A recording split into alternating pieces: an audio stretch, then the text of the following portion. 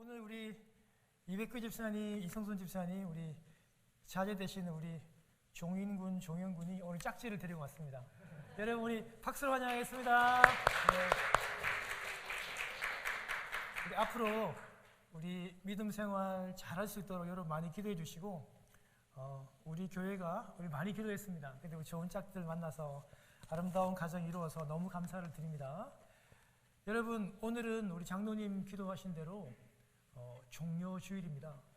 그런데 여러분 저도 신학교 다닐 때 이 종료주일날 같이 이렇게 뭐 연극도 해보고 또 실제로 이걸 막 꾸며도 봤는데요.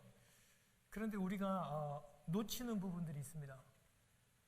종료주일날 사실은 여러분이 여기 있네요. 예, 우리 종려나무 가지를 이렇게 막 흔들고 환영했던 여러분 이 무리들은요, 실제로 자기의 어떤 뜻과 자기가 원했던 게 제대로 이루어지지 않았을 때는 과감히 예수님을 버렸습니다. 그것도 5일 만에. 그래서 오늘 이 종료주일날 여러분 예수님께서 왜 예루살렘 성에 오셨겠어요? 예수님 말 타고 성마을 오신 게 아니고 예수님은 예루살렘 성에 오신 이유는 한 가지입니다. 십자가를 지기 왔어요. 십자가를 지시기 위해서 왔어요. 여러분 십자가 지시려고 예수님께서 이렇게 입성하셨는데 우리가 그 의미를 오늘 잘 깨닫고 종료주일이 왜 우리에게 중요한지를 생각하는 그런 주일 되기를 바랍니다.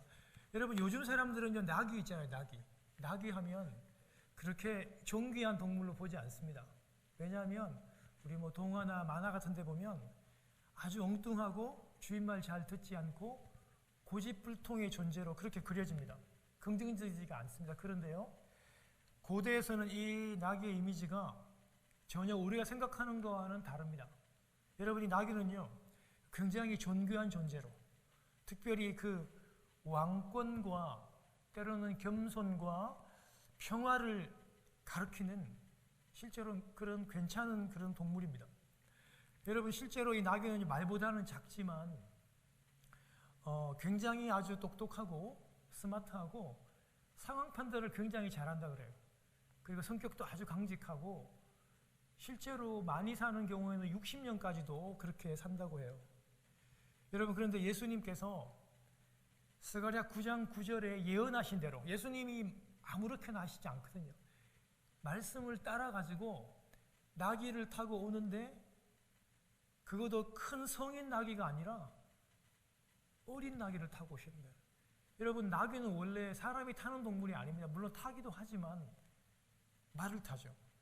그런데 여러분 생각해 보세요. 여러분 이 어린 나귀를 건장한 사람이 타면 어떻게 되겠어요? 그런데 예수님께서 예언에 따라서 어린 나귀를 타고 예루살렘으로 오시는데 목적은 오직 한 가지입니다. 십자가를 지시기 위해서 입성하셨습니다. 오늘 우리가 찬양했잖아요. 예수님은요 만 왕의 왕 중에서도 왕이시고 그리고 유대인의 왕이십니다. 실제로 그렇습니다. 그런데 예수님은요 군림하는 왕으로 오시기를 원했다면 이런 어린 나귀를 타지 않았을 겁니다. 정말 훌륭하고 멋있는 군말을 타셨겠죠. 말을 타셨겠죠. 예수님께서는요 십자가를 지시고 죽기 위해서 예루살렘 성에 오셨기 때문에 여러분 이건 정말 너무나도 겸손한 어떤 태도예요.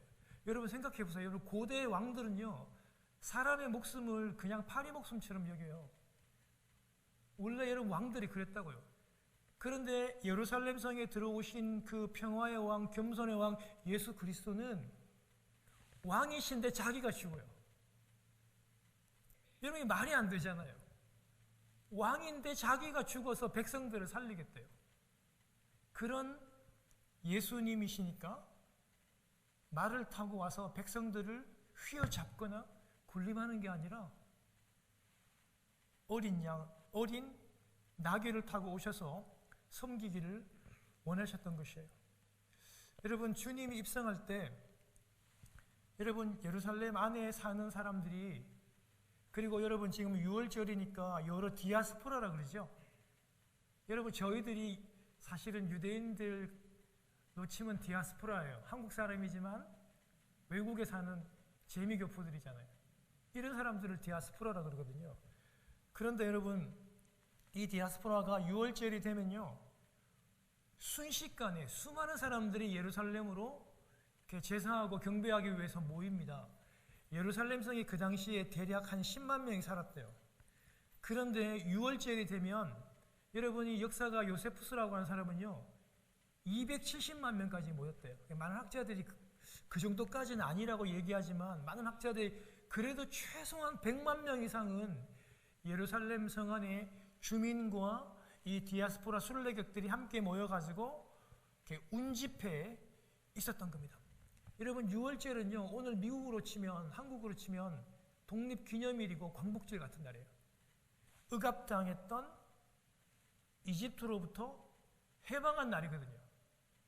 그런데 지금 상황을 보면 어때요? 지금 로마의 지금 압제에서 다 빼앗기고 고통받고 힘들어하고 있다고요. 로마가 세운 총독, 여러분 그 총독으로 또 그렇고 분봉왕도 그렇고, 여러분 이런 사람들이 또 로마에 또 뭘 바쳐야 되기 때문에 이 유대 사람들을 엄청나게 쥐어짰어요. 너무 힘들어요. 그러다 보니까 또 마침 독립을 기념하는 6월절 절기입니다. 사람이 여러분 100만 명 이상이 모였습니다. 그러면 여러분 이 유대 사람들이 어떤 마음이 있을까요? 이 사람들 마음속에는요, 사람들이 이렇게 모였으니까 이제 로마를 어떻게 한번 우리가 뒤집어 보자, 한번 터트려 보자, 이런 마음이, 뭔가가 있을 것이라고 하는 그런 기대가 아주 가득했대요. 여러분, 그런데요 소문이 들려옵니다. 예수라는 분이요 보리떡 5개와 물고기 2토막, 여러분 물고기 해봐야 여러분 오늘날 꽁다리 같은 거예요. 여러분 뭐 큰 도미 이런 거 아닙니다. 여러분 그냥 멸치 같은 거예요. 그런 거 2개로 남자만 5,000명, 많게는 10,000명까지 사람들을 먹이는 기적을 행했대요. 물을 가지고 그 예수님이 포도주를 만들었대요. 상상할 수 없잖아요. 썩어서 냄새나는 죽은 나사로를 살렸대요. 여러분 그 본 사람들이요, 그 지나가는, 여러분 그 베다니가 여러분 예루살렘 성전으로 지나가는 길에 있었거든요. 이것을 본 사람이 많은 사람들에게 막 소문을 막 냅니다. 이 소문은요 삽시간에 예루살렘에 모였던 그 100만 명 이상이 이걸 다 듣게 되고, 그들이 지금 엄청난 지금 기대를 하는 거예요. 아, 이 예수님이 오시면 뭔가 큰 일이 일어나겠구나, 뭔가 되겠구나. 그 예수님이 지금 이 100만 명 앞에서 죽은 사람을 다시 일으키거나, 다시 오병이의 기적을 일으켜가지고 배고픈 사람들을 먹이는 그런 놀라운 기적이 일어나면 정말 로마를 향한 엄청난 큰 혁명과 폭동이 일어날 것이라고 사람들이 엄청나게 지금 막 기대하고 있어요. 소문은 들려옵니다. 여러분, 그런데요, 이런 일 때문에 로마 당국이요 항상 어떻게 하냐면요, 여러분 황제는요 뭘 가장 싫어하냐면, 로마는 제국입니다.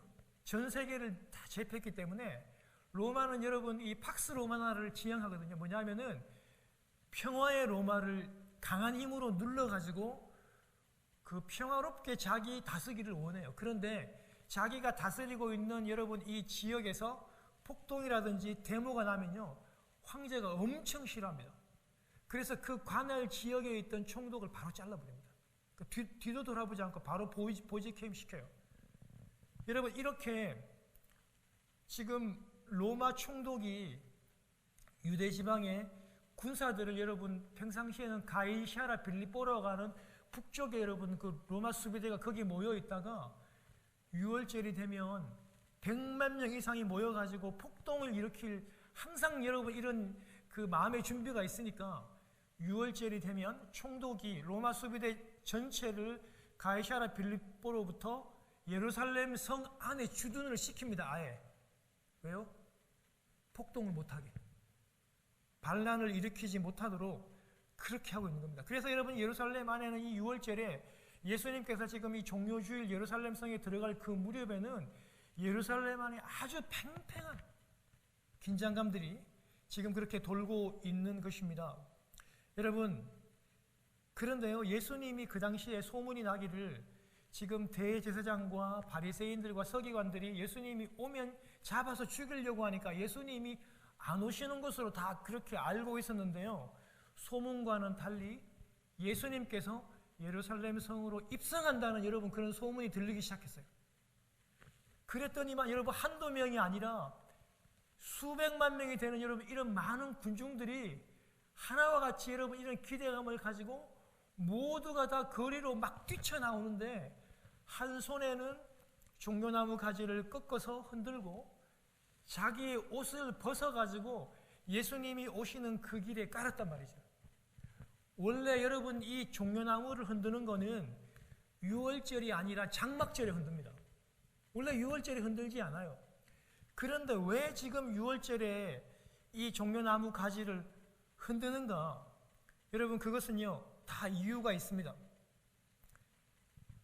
과거에 한 200년 전에, BC 200년 전에 유대가 여러분 그 헬라죠, 그리스 헬라에게 또 압제를 당하고 있었어요.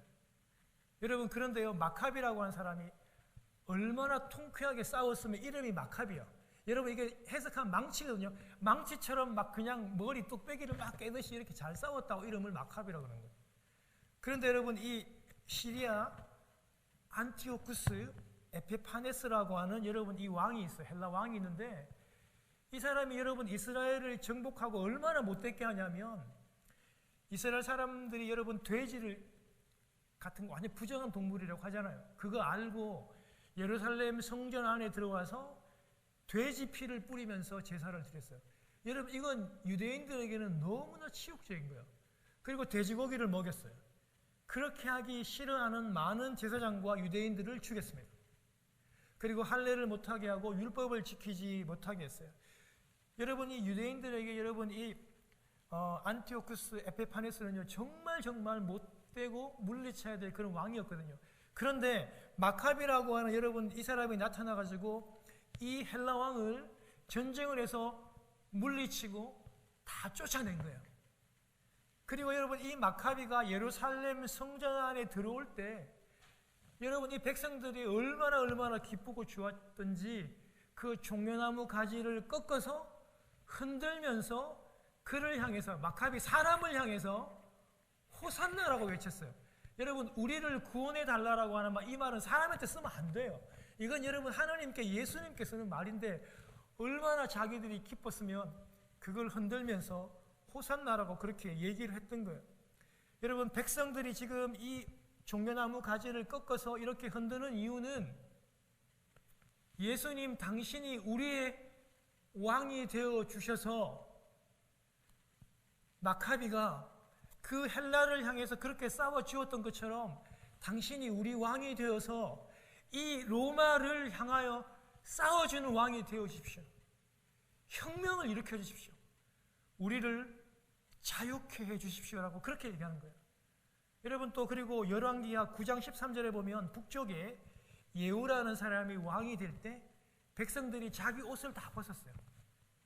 벗어가지고 그 예후 앞에다가 깔면서 이렇게 얘기했습니다. 예후는 왕이 될 것이라. 나팔을 불면서, 여러분 그렇게 얘기했다는 거예요. 여러분, 무슨 말입니까? 예수님이 그 어린 양을 타고 들어오는 그 앞에 자기의 옷을 벗어가지고 그 앞에 다 깔았다는 이유는 예수님 당신은 우리 왕입니다. 우리의 왕이 되어주셔가지고 로마의 압제로부터 자유를 주시고 배고픈 자들에게 다시 한번 오병이어의 기적을 일으켜서 많은 사람들을 배불려 달라고 하는 우리 세상의 왕이, 우리 유다의 왕이 되어달라고 하는 그런 간절한 바람이었던 것입니다. 여러분, 오늘 그 의미를 아시겠죠? 여러분, 이렇게 종려나무 가지를 꺾어가지고 흔들고 그 옷을 벗어가지고 예수님이 오시는 그 길에 깔았던 그 이후에 그 의미를 여러분 다 아시겠죠? 이건 굉장히 여러분 로마를 향해서는 반역적인 것이고 혁명적인 것이었고 우리의 왕이 좀 되어달라고 하는 간절함이었던 것입니다. 여러분, 그런데 우리 주님께서 이 백성들의 기대와 그 요구에 어떻게 반응하셨을까요? 여러분, 주님은 아까 말씀드렸듯이 예언대로, 스가랴 예언대로 어린 나귀를 타고 입성을 하셨습니다. 그것도 여러분, 어린 나귀를 타고 왕이 입는 화려한 그 옷, 여러분 그 한국말로 왕이 입는 옷을 골룡포라고 하지 않습니까? 그런 옷을 입은 게 아니라 예수님은요, 남루한 그 갈릴리 가난한 천민의 옷을 입고 그 어린 나귀를 타고 예수님이 예루살렘에 들어오셨던 겁니다. 예수님이요, 말을 타지 않았어요. 그 남루한 옷을 입고 어린 나귀를 타고 예수님께서 예루살렘에 입성하신 그 의미가 있다는 거예요. 그게 무슨 의미냐면, 나는 너희들이 원하는 그런 세상의 왕이 되어줄 수 없다는 강력한 메시지를 담고 있어요. 여러분, 이걸 비언어적인 그런 메시지의 선언이라고도 합니다. 예수님께서요, 화려하고 강한 말 타는 게 아니라 어린 나귀를 타고 남루한 거지 같은 옷을 입고 들어오는 그 메시지는요, 나는 너희들이 원하는 그런 왕이 되어줄 수 없다는 겁니다. 나는 너희들이 원하는 그런 강력한 정치적인 파워를 가진 군림하는 왕이 되어줄 수 없다는 겁니다. 문제와 먹고 사는 문제와 돈의 문제를 해결해 줄 수 있는 그런 세상의 왕으로 온 것이 아니라고 주님이 얘기합니다. 오히려 나는 십자가에서 죽음으로서 너희를 구원하는, 너희들을 섬기러 온 평강의 왕이요, 겸손의 왕, 거룩한 왕이라는 것을 그들에게 지금 보여주고 있다는 겁니다. 그걸 선포하고 있는 것입니다. 여러분, 통상적으로 세상의 왕들은요, 상대 나라를 정복하면요, 하는 행동이, 제일 먼저 하는 행동이 있습니다. 그게 뭐냐 하면요, 그 나라의 그 수도의 그 성입니다, 성. 그리고 그 성전에 자신의 그 군대를, 말을 타고 군대를 몰고 옵니다. 그리고 전쟁에서 빼앗은 모든 그 노획물들을요 가지고, 제공지에는 여러분 포로들을 굴비처럼 엮어가지고 묶어가지고 끌고 들어옵니다. 왜 그렇게 합니까? 말을 타고. 여러분, 그 포로들을 묶어서 전리품들을 가지고 왜 여러분 그 수도 성에 들어오고 왜 성전을 왜 그렇게 할까요? 내가 너희들을 군림하는 왕이라는 거예요. 큰 말을 타고 내 말을 듣지 않으면 너희들이 이렇게 행할 것이라고 강력하게 보여줘요. 그럼 많은 백성들이 어떻게 합니까? 다 엎드리죠. 그 앞에 절합니다. 우리가 복종하겠다고, 순종하겠다고 그렇게 합니다. 그런 의미에서 군말을 탑니다. 어린 나귀가 아니라. 그런데 주님은 그런 말을 타고 입성하지 않고 어린 나귀를 타고 거지 같은 남루한 옷을 입고, 그리고 여러분, 예수님을 지금 수행하는 12명의 제자들은요, 북쪽 갈릴리에 다 어부 출신들이에요. 아주 가난하고 못 배운 그들 역시 거지와 같은 행색을 한 그런 어부 출신들의 수행을 받으며 예루살렘에 입성했습니다. 여러분, 상상해 보십시오. 이것은 세상 사람들의 진짜 웃음거리입니다. 코미디 중에서도 코미디입니다. 정말 말이 안 되는 그런 상황인 것이죠. 그렇지만 여러분, 잘 생각해 보십시오. 우리 성도들이 주님을 따라가는 이 십자가의 길도 그렇습니다. 세상 사람들이 우리를 볼 때 우리를 우습게 여깁니다. 코미디같이 여깁니다. 여러분, 그렇지만 우리는 주 예수 그리스도를 따르지 않습니까? 이것이 바로 이 종료주일에 우리가 생각하고 결단을 내려야 될 부분이라는 것입니다. 세상적으로 보면요, 웃음거리 같아요. 코미디 같아요. 여러분, 세상은 이해 못합니다. 말씀대로 살고 성경대로 살면요, 다 손해봅니다. 다 빼앗깁니다. 많은 이윤을 가지고 가지 못합니다. 때로는 죽음을 당합니다. 그래도 우리는 이 길을 고집하잖아요. 여러분, 다 우리가 그렇게 살잖아요. 만일요, 주님 따르는 제자의 길이, 우리가 가는 이 십자가의 길이 늘 돈이 잘 벌려져요. 주님 따르는 이 길만 가면 다 부자 되고 돈이 잘 벌려지고 전혀 불편하지가 않아요. 고민거리가 안 돼. 주님에 따른 그 길이 늘 이렇게 쉽다면요, 그 주님의 십자가의 길을 다시 한 번 더 생각해 봐야 돼요. 우리가 따르는 십자가의 길은 그런 평탄한 길이 아닙니다, 여러분. 그건 거짓이에요, 여러분. 그건 거짓말이에요. 우리가 따르는 이 길은 고통스럽습니다. 손해봅니다. 주일날 가게 문을 못 열어요, 여러분. 손해보고 뺏깁니다. 주님의 십자가의 길은 항상 고민되고 스트레스받고 어려운 길입니다. 왜냐하면 우리 제자와 성도는 이 땅에서 모든 것을 다 보상받는 그런 존재가 아니기 때문입니다. 사랑하는 성도 여러분, 우리가 다시 한 번 더 제가 군중들의 어떤 그런 상황들을 한번 볼게요. 여러분, 이 무리들이 볼품 없는 그 나귀를 타신 예수님과 그 제자들을요 환영하는데, 성경의 표현에 보면요 지축이 흔들렸다. 여러분 한번 생각해 보세요. 100만 명이, 여러분 이게 제가 상상할 수도 없는 숫자거든요. 보통 사람들은요, 우리 그 남자들이 보통 군대 가면 많이 보는 숫자가 한 600명 정도? 그것도 엄청납니다, 그 숫자도. 그런데 여러분 100만 명? 여러분 이 사람들이 환영하면서 큰 소리를 지른다. 정말 여러분 성경에 보면요, 그 지축이 흔들렸다, 여러분 그런 표현들이 나와요. 마태복음 표현에 보면. 여러분, 그런데 여러분 그 군중들이 예수님을 바로 믿었기 때문에, 예수님을 바로 알았기 때문에 예수님이 지금 십자가를 지시려고 예루살렘 성에 들어왔다는 것을 바로 알았을까요? 전혀 아닙니다. 여전히 군중들의 관심은 큰 기적이고 배고픔을 채워주는, 여러분 그런 체험의 행위들을 그들은 원했던 겁니다. 그 기적으로부터, 그 로마로부터 독립과 자유를 그들이 원했고, 자신들의 배를 채워주는 그 예수 그리스도를 원했습니다. 군중들의 여러분 이런 헛된 기대는요, 그 기대가 충족되지 않았을 때 불과 채 5일이 되지 않아서 모두 다 예수님을 떠나가고 배신하고, 떠나가는 정도가 아니라 아예 예수님을 십자가에 못 박아 죽이라고 하는 폭도들로 변했습니다.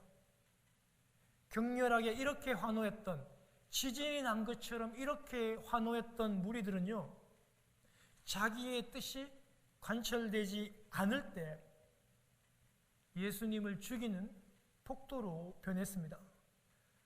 여러분, 마치 연예인의 그 인기에 환호하는, 그 열광하는 여러분 그 팬과 그 관중처럼 인기가 식어지면 가차없이 그 연예인들을 모르쇠 하는 그런 것과 연관이 있습니다. 여러분, 우리는 생각해 보아야 합니다. 나는 이런 큰 관중의 무리는 아닌지, 우리는 여러분 이 주님의 제자의 길을 살아가면서 늘 되물어보고 다시 한 번 더 생각해 봐야 합니다. 나는 무엇 때문에 주님을 따라가고 있는가? 결코 쉽지 않은 질문입니다. 고통스러운 질문이지만 우리는 반드시 이 질문을 주님을 따라가면서 신앙생활하면서 해야 합니다. 나는 무엇 때문에 주님을 따르는가? 나는 기적 때문에 주님을 따르는가? 나는 배고픔을 면하려고 주님을 따르는가? 아니면 내 사업의 번창과 내 자녀의 축복 때문에 나는 이 길을 따르는가? 우리는 고통스럽고 힘들지만 날마다 이 질문을 하셔야 합니다. 여러분, 우리 내일부터 시작되는 고난주간의 일정들을 아마 여러분들이 잘 알고 있을 겁니다. 설교를 많이 들어와서. 여러분, 우리 예수님은요, 예루살렘 지금 성전에 낙이 타고 들어오시고 난 다음에 아무 일도 행하지 않았습니다. 그 많던 그 어떤 기적도 예루살렘 성 안에서 행하지 않았습니다. 월요일 날에는 다시 한 번 더 성전 청소를 하셨고, 화요일에는 예언과 비유를 통해 가르치셨고, 수요일에는 기도하며 쉬시고, 목요일에는 여러분 최후의 만찬을 하시고, 금요일 날 십자가에 돌아가셨습니다. 예수님께서 예루살렘 성전에는 오셨지만 그 어떤 기적도 행하지 않았다는 것을 여러분 꼭 기억하십시오. 마가복음 11장 11절에 보면요, 예수님이 성전 안에 들어오십니다. 그리고 성전 한번 휙 돌아보시고 그냥 베다니로 떠나가십니다. 성전을 돌아보시는데, 성을 돌아보시는데 아무 일도 하지 않고 그냥 베다니로 떠나가십니다. 군중들의 입장에서는 어떤 기적도 일으키시지 않는, 정말 기적을 일으켜서 이 100만 명 앞에서 기적을 일으켜서 큰 폭동을 일으켜주기를 원하고 무언가 먹을 것을 원했던 그들이 자기의 뜻대로 되지 않고 예수님께서 그냥 다시 성을 빠져나가 베다니로 가시니까 이 무리들이 좌절하고 실망하는 것입니다. 이런 주님의 모습에 군중들이 실망하고 군중들이 예수님을 그렇게 5일이 지나서 죽이기를 원했던 것입니다. 여러분, 왜 실망합니까? 내가 원했던 세상적인 것을 주님이 안 채워주는 거예요. 내가 원하는 이익을 주님이 안 해주는 거예요. 돈이 안 되기 때문에 가차없이 예수님을 버리는 겁니다. 사랑하는 여러분, 우리는 그 군중들의 무리는 아닙니까? 생각해 보셔야 합니다. 사랑하는 성도 여러분, 때로는요, 나한테 문제가 있어요. 내가 여러분 고민으로 인해서 아주 고통스러워해요. 그런데요, 주님은요, 그 고통을, 문제를 도와주지 않고 그냥 떠나버리시는 경우가 종종 있습니다. 주님이 내 문제에 대해서 말씀하시지도 않고, 기적을 베풀어 주지도 않고, 도와주지도 않고 그냥 베다니로 횡하니 떠나가는 경우가 있다는 겁니다. 나는요, 주님이 그래도 뭔가 말씀해 줄 줄 알았어요. 나는 이렇게 고통스러우면, 나는 이렇게 암 말기로서 암 덩어리가 있는데 주님이 이 암 덩어리를 제거해 줄 줄 알았어요. 나는 취직이 안 되는데 주님이 취직을 시켜줄 줄 알았다고요. 공부로 성공할 줄 알았다고요. 사업을 다시 살려줄 줄 알았지만 주님은 아무것도 안 해주시고 아무 말씀도 하지 않고 그냥 가버리시는 경우가 있습니다. 사랑하는 여러분, 신앙은요, 이런 주님의 모습을 극복하는 게 신앙입니다. 할렐루야. 여러분, 이것을 극복하는 게 믿음이고 신앙입니다. 주님의 마음과 본심은 끝까지 가봐야 알 수 있습니다. 이것을 극복하면서 주님과 같이 걸어가는 것이 진정한 신앙생활이심을 여러분 꼭 기억하시기를 바랍니다. 사랑하는 성도 여러분, 이제 설교를 정리하고 맺습니다. 사랑하는 여러분, 여러분은 주님을 열렬히 격하게 환영하는 군중이십니까? 아니면 두렵고 외롭고 힘들지만 끝까지 십자가를 따라가는, 묵묵히 따라가는 그런 제자들입니까? 여러분 잘 알듯이 예수님의 십자가를 끝까지 묵묵히 따라갔던 그 여자들의 크루를 아시죠? 예수님의 어머니 마리아를 비롯한 이모, 여러분 그 여자들의 소그룹, 그 크루를 아마 기억하실 것입니다. 주님 따라가는 이 십자가의 길이 외롭지 않다면, 괴롭지 않다면, 손해보지 않다면 여러분 그 길은요, 거짓입니다. 그래도 외로움과 고통스러움과 손해를 감당하고 묵묵히 따라가다 보면 언젠가 모르는 사이에 내가 그리스도의 장성한 분량까지 자라서 다시 이 길을 보게 된다면 이 십자가의 길이 옳았고 이 십자가의 길이 맞았다는 것을 아마 여러분들이 알게 되고 증명이 될 것입니다. 행여 증명되지 못한다 할지라도 우리는 주님 앞에 가서 주님 앞에 서서 이 모든 것이 다 밝혀지게 될 것입니다. 여러분, 이 종려주일에 우리 주 예수 그리스도를 두 손 들어 환영합시다.